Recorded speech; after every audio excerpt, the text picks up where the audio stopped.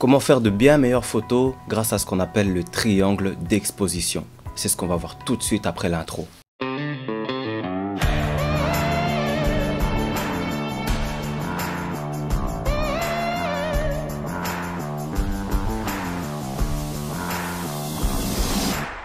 Pour ceux qui ne me connaissent pas, moi c'est Rich Dave, le photographiste, comme le nom de cette chaîne.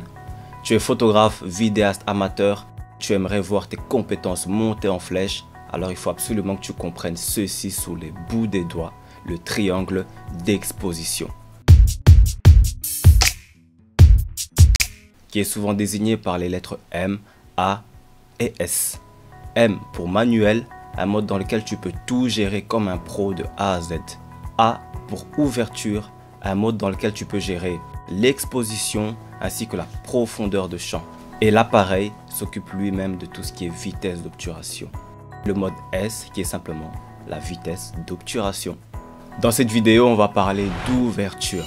L'ouverture, c'est un mécanisme qui est composé de lamelles qui vont s'ouvrir et se refermer lorsque tu vas appuyer sur le déclencheur de ton boîtier. Du coup, ça aura comme impact et conséquence de modifier l'exposition et la profondeur de champ. On va voir ça théoriquement avec ce qu'on appelle l'échelle de Diaph, qui est composée de valeurs qui peuvent aller de plus ou moins f1.8 à plus ou moins f22.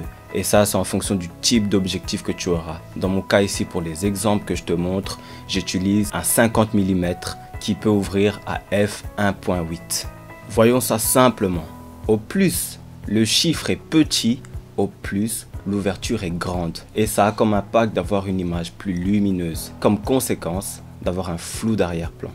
Pour des photos portraits par exemple, on va utiliser plus souvent une grande ouverture de champ. Par exemple, on va ouvrir à 1.8 et ça aura comme impact d'avoir un sujet qui sera bien lumineux avec un beau flou d'arrière-plan qu'on peut appeler un bokeh. Et pour des photos paysages par exemple, on va utiliser plus souvent une grande profondeur de champ et donc ça aura comme conséquence d'avoir une image qui sera totalement nette. Donc en résumé, retiens ceci, une grande ouverture égale petit chiffre, petite profondeur. Une petite ouverture égale grand chiffre, grande profondeur.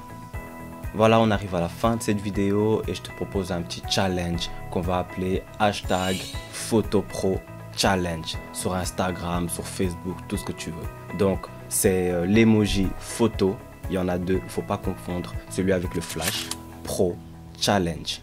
Postez vos photos avec une grande ouverture et une petite ouverture et on va s'amuser à les regarder et on va voir un peu de quoi on est tous capables. Pour terminer, si tu as bien aimé l'idée, si tu as bien aimé cette vidéo, sens-toi libre de liker, commenter, partager avec une personne de ton entourage à qui ça pourrait faire plaisir. Et avant toute chose, abonne-toi afin de rester connecté. Moi, je te dis à très bientôt.